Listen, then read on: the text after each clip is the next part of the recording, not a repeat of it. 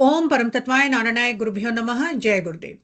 12 नवंबर को काल भैरव जयंती आने वाली है। काल भैरव कौन है? काल भैरव काल के नियंता हैं। काल को जिन्होंने अधीन कर रखा है, काल अर्थात मृत्यु को जिन्होंने अधीन कर रखा है, जिनसे यमराज भी भयभीत रहते हैं, वह देवता हमारे काल भैरव है। आज इस प्रसंग से हम समझेंगे कि काल भैरव का तत्व क्या है, कौन है काल भैरव और उनकी साधना कैसे कर सकते हैं, ताकि इस काल भैरव जयंती में हम भी उनकी कृपा प्राप्त कर सके। सबसे पहले मेरे गुरुजनों को प्रणाम। मेरे परम पूज्य गुरुदेव की जय, परमहंस स्वामी निखिलेश्वरानंद महाराज की जय, बाबा भूतनाथ की जय, माँ काली की जय, माँ बगलामुखी की जय, सिद्धाश्रम की जय। तो काल भैरव कौन है? काल भैरव शिव ही है। शिव का एक स्वरूप या शिव जी का एक अवतार काल भैरव है। शिव का तत्व क्या है? शिव का तत्व है कल्याण। तो जो शिव के स्वरूप हुए या जो शिव के अवतार हुए, जैसे हनुमान जी हुए, जैसे काल भैरव जी हुए, वे अपने भक्तों का कल्याण करने के लिए प्रकट होते हैं। तो काल भैरव के जो उपासक हैं या काल भैरव के जो साधक हैं, उनके जीवन में शत्रु उन पर कभी हावी नहीं हो सकते। उनके जीवन में कभी किसी प्रकार का संकट नहीं होगा। अगर बड़ा से बड़ा संकट भी आ जाए तो काल भैरव जी उन भक्तों की रक्षा करते हैं। काल भैरव जी जनरली रक्षा कारक देवता माने जाते हैं। उनका जो मेन कार्य जनरली अगर देखा जाए तो वह ये होता है प्रोटेक्शन, मतलब वो जिस क्षेत्र में है, जिस स्थान पर है, उस स्थान की रक्षा करना और उस स्थान में आने वाले भक्तों या रहने वाले निवासियों की रक्षा करना। तो अगर आप लोग देखेंगे कि काशी में जैसे काशी कोतवाल हो गए, उज्जैन में जैसे हमारे महाकाल हो गए, महाकाल भैरव जी हो गए, और फिर कामाख्या में जो उमानंद भैरव माने जाते हैं, ये सब रक्षा कारक देवता माने जाते हैं। और बिना काल भैरव के फर्स्ट ऑफ ऑल शक्ति साधना, अगर आप शक्ति के उपासक हैं, चाहे आप काली के उपासक हैं, चाहे आप बगलामुखी के उपासक हैं, चाहे आप माता दुर्गा के उपासक हैं या माता लक्ष्मी के उपासक हैं, किसी भी शक्ति साधना में अगर आप सफलता प्राप्त करना चाहते हैं तो आपको भैरव की साधना करनी ही करनी है। बिना शिव के ना शक्ति है, बिना शक्ति के ना शिव प्रसन्न होने वाले हैं। तो खासकर जो तंत्र के साधक हैं, जो तंत्र जगत से जुड़े हुए हैं, और हम लोग जब एक्चुअली देखा जाए तो साधक और साधिकाओं को तंत्र के इस मार्ग में भैरव और भैरवी की उपाधि दी जाती है। तो जो शक्ति साधक है वे लोग भैरव की साधना जरूर करेंगे, और जो 10 महाविद्या है, हर महाविद्या के साथ एक भैरव जुड़े हैं। जैसे हमारी माता बगलामुखी हो गई तो उनके भैरव महामृत्युंजय भैरव माने जाते हैं।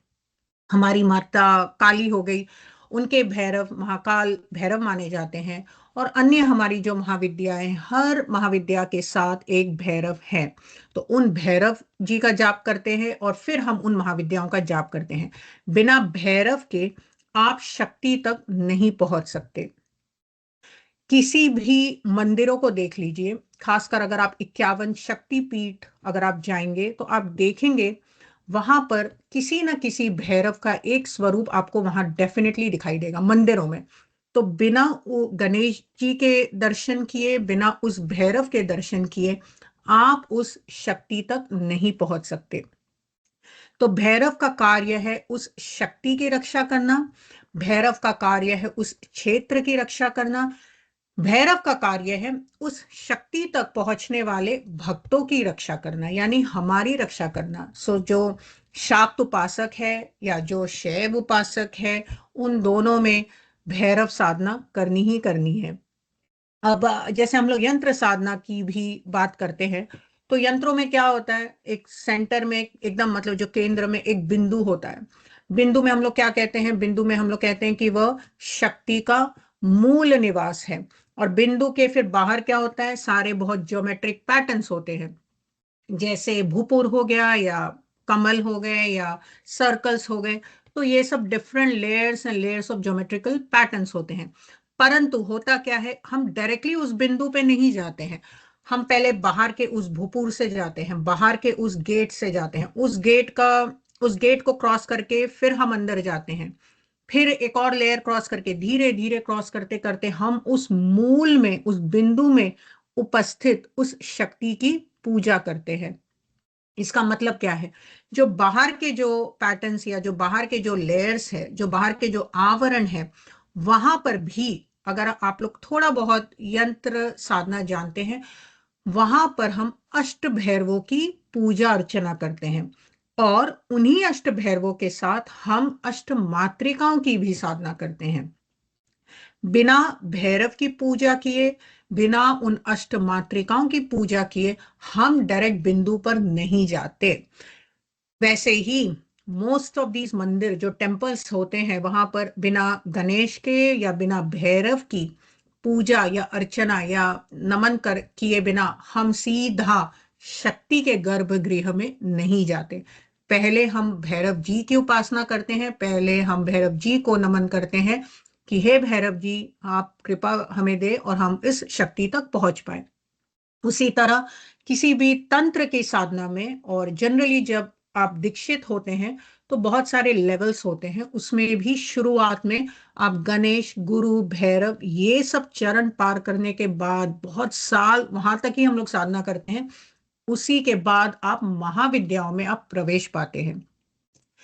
जैसे सिंपल एग्जांपल में, अगर आपको पीएम से मिलना है, किसी पीएम से मिलना है, उसके कमरे में या उसके ऑफिस में अगर आपको जाना है, तो आपको डेफिनेटली एक अपॉइंटमेंट तो मिल जाएगी कि हाँ आपका पीएम के साथ इतने बजे अपॉइंटमेंट है, परंतु ऐसा नहीं है कि आप डायरेक्ट उस पीएम के रूम में या ऑफिस में एंट्री पा सकोगे। आप सबसे पहले कहीं मेन गेट पर आओगे, मेन गेट पे कोई होगा, कोई वॉचमैन होगा। मेन गेट से आप पार होकर एक जगह और कहीं आओगे, शायद कहीं कोई बिल्डिंग होगा, तो उस बिल्डिंग के अभी कोई एक एंट्री मैन होगा या कोई वॉचमैन होगा। वहां से हो सकता है आप किसी लिफ्ट में जाओगे, उस लिफ्ट में भी शायद कोई लिफ्ट मैन होगा। लिफ्ट मैन फिर आपको एक कोई बड़े ऑफिस में ले जाएगा, उस बड़े ऑफिस के डोर के बाहर भी कोई होगा। वो करते करते इतने सारे लेयर्स को पार करते करते फाइनली आप पीएम को मिलोगे, राइट? तो ऐसे ही जो शक्ति के उपासक होते हैं, उन्हें कई ऐसे चरण पार करने के बाद ही आप शक्ति तक जाओगे, और उन चरणों में भैरव की साधना करनी पड़ती है।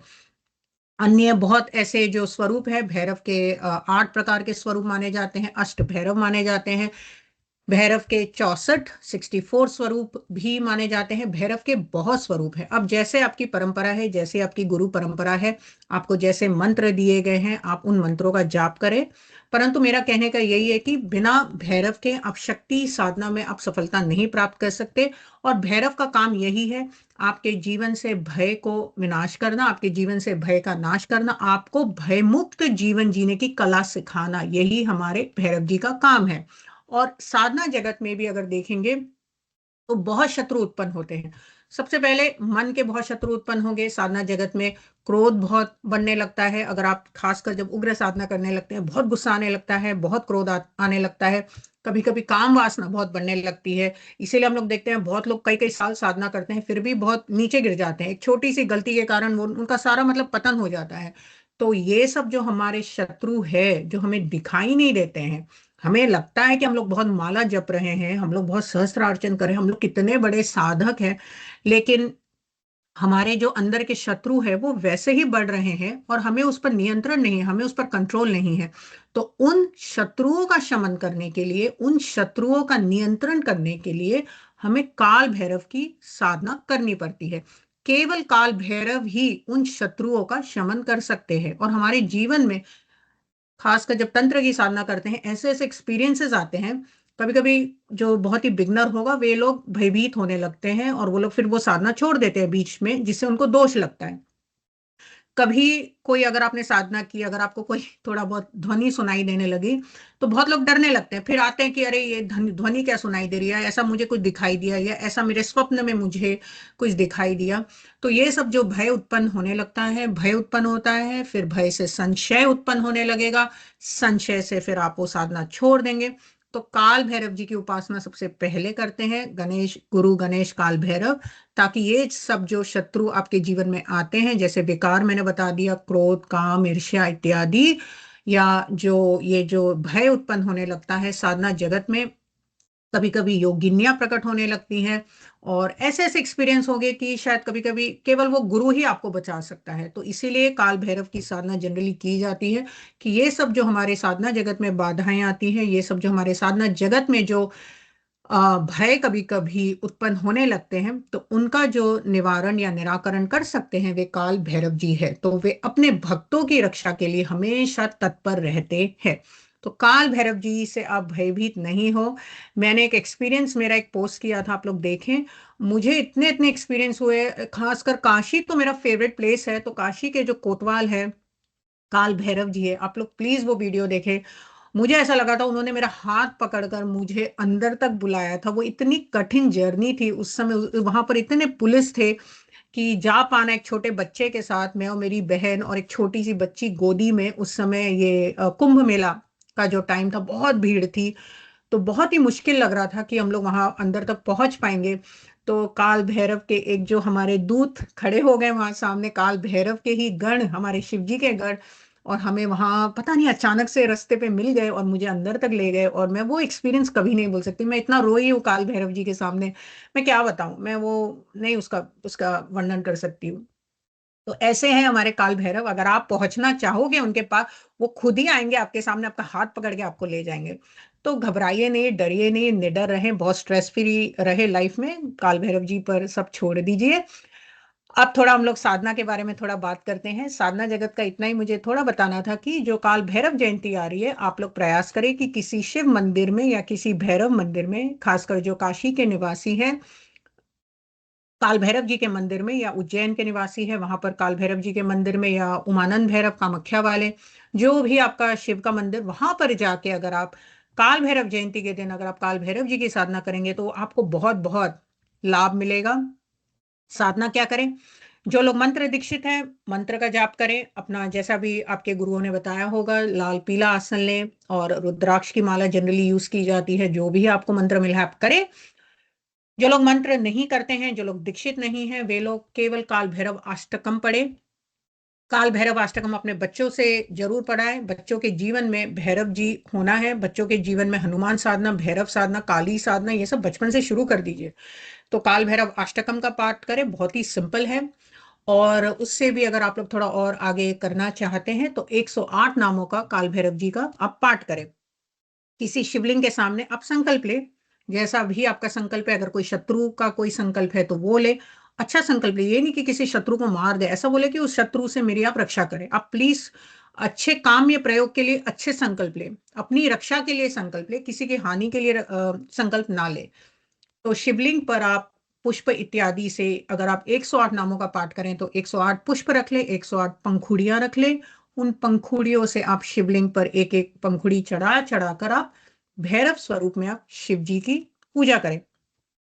और आगे करना चाहते हैं तो सहस्त्र नाम का पाठ करें, काल भैरव जी का कवच का पाठ करें, ताकि आपका हर तरह से, आठों दिशाओं से, दसों दिशाओं से आपकी रक्षा हो, आपके परिवार वालों की रक्षा हो। कवच का पाठ करें। और उसके बाद रात्रि की साधना जनरली की जाती है काल भैरव जयंती के दिन, खासकर हम लोग रात्रि को ही साधना करते हैं। और ऐसा माना जाता है कि रात्रि को भी आसुरी शक्तियां, खासकर जो साधना जगत वाले हैं, जो रात को साधना करते हैं, आसुरी शक्तियों का थोड़ा ज्यादा प्रबल जो टाइम होता है वो रात्रि का ही टाइम होता है। फिर आता है कि ये सब जो साधना कर रहे हैं, जैसे आपने या तो फिर काल भैरव अष्टकम किया हो, या आपने सहस्त्र नाम का पाठ किया हो, या आपने 108 नामों का पाठ किया हो, उसके बाद आप क्षमा याचना करें काल भैरव जी से, उनको सब कुछ अर्पण करें कि जो कुछ भी मैंने आज साधना की है, आप सभी आप ही के चरणों में अर्पण। और काल भैरव जी को आप नैवेद्य जरूर चढ़ाएंगे। नैवेद्य में आप काले उड़द के वड़े चढ़ाएंगे, जो जनरली हम लोग तेल में फ्राइड वाले जो होते हैं, खासकर कच्चे तेल में जो पकाए हुए ये सब जो भोग पदार्थ होते हैं वो काल भैरव जी को चढ़ाते हैं। तो काले उड़द यानी जो ब्लैक लेंटिल्स होते हैं उनके वड़े आप भैरव जी को चढ़ाए। भैरव जी को आप जलेबी चढ़ाए, भैरव जी को आप पुए चढ़ाए, और काल भैरव जी को आप तेल का दीपक डेफिनेटली रखे अपने साधना काल में। काल भैरव जी को आप और भी जो भी अन्य आपसे जो कुछ हो सके, बट जनरली ब्लैक लेंटिल्स इनके जो वड़े होते हैं, या जो जलेबी पुए इत्यादि, ये सब काल भैरव जी को जरूर चढ़ाया जाता है। तो ये तो हो गया नैवेद्य। और उसके बाद द मोस्ट इम्पॉर्टेंट आपको जो करना है काल भैरव जयंती के दिन, अगर आप पाठ नहीं कर सकते, अगर आप मंत्र जाप नहीं कर सकते, अगर आप कुछ भी नहीं कर सकते, अगर आप तलना नहीं जानते, आप भोग भी नहीं लगाना चाहते, थोड़ा बहुत कुछ एक किसी कुत्ते को उस दिन आप जरूर भोग लगाएंगे।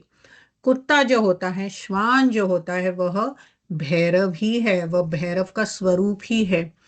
भैरव कौन है? भैरव रक्षा कारक है, अपने भक्तों की रक्षा करते हैं, उस क्षेत्र की रक्षा करते हैं। कुत्ता क्या करता है?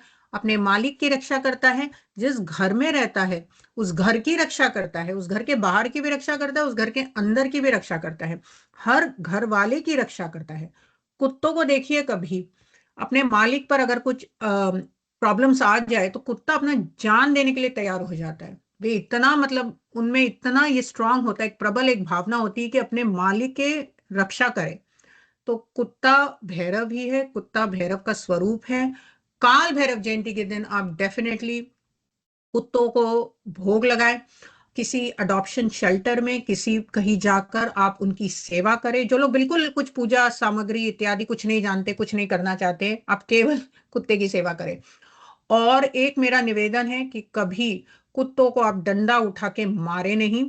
जो डंडा से आप कुत्तों को मार रहे हैं, वो उसका जो कोटि कोटि डंडा अगर आपको भैरव का डंडा लगेगा, आप सह नहीं पाओगे। क्योंकि कहा जाता है कि एक बार यमराज का डंडा भी सहा जा सकता है, परंतु जो भैरव जी का डंडा होता है वह इतना ज्यादा प्रबल होता है, कोटि कोटि गुना होता है, आप नहीं सह पाओगे। तो आप भैरव जी के डंडे से बचे, और अगर आपको भैरव जी के डंडे से बचना है तो आप डंडा किसी कुत्ते पर मत उठाइए। मुझे बहुत पीड़ा पहुंचती है, कभी कभी मैं इंडिया जाकर देखती हूँ रास्ते में किसी ने किसी को मार दिया कुत्ते के, उनके उनकी टांग टूटी होती है, उनको कोई गाड़ी ठोक कर भाग जाती है। मतलब मुझे बहुत पीड़ा होती है कि कैसे कोई किसी किसी की गाड़ी के सामने अगर कोई कुत्ता आ भी गया तो क्यों वो व्यक्ति उतरकर उसने उसकी मरहम पट्टी नहीं की। मुझे बहुत दुख होता है ये सब देखकर। परंतु हाँ, है ऐसा, लेकिन उनको डेफिनेटली भैरव दोष जरूर लगता है। तो केवल काल भैरव जयंती के दिन ही नहीं, रोज आप लोग, मतलब एक रिस्पेक्टफुली, अगर आप लोग डरते हैं, कई लोगों को मैं देखती हूँ कुत्तों से बहुत डरते हैं, तो एक दूरी बनाकर रखें। परंतु डंडा उठाकर या पत्थर उठाकर, या जो छोटे बच्चों को भी सिखाएं कि ये पत्थर उठाकर कुत्तों को नहीं मारे, ये सब बहुत ही गलत बात है। और भैरव दोष से बचे, भैरव के डंडे से बचे। तो प्रयास करें आप लोग, जितना आपसे सेवा हो, गौ सेवा करें, कुत्ते की सेवा करें, ये सब भगवान के ही स्वरूप है। और चलिए, अब इतना ही, और भी मैं एक और लेक्चर पोस्ट करूंगी काल भैरव के ऊपर। और आज के लिए इतना। चलिए, ओम परम तत्वाय नारायणाय गुरुभ्यो नमः। जय गुरुदेव।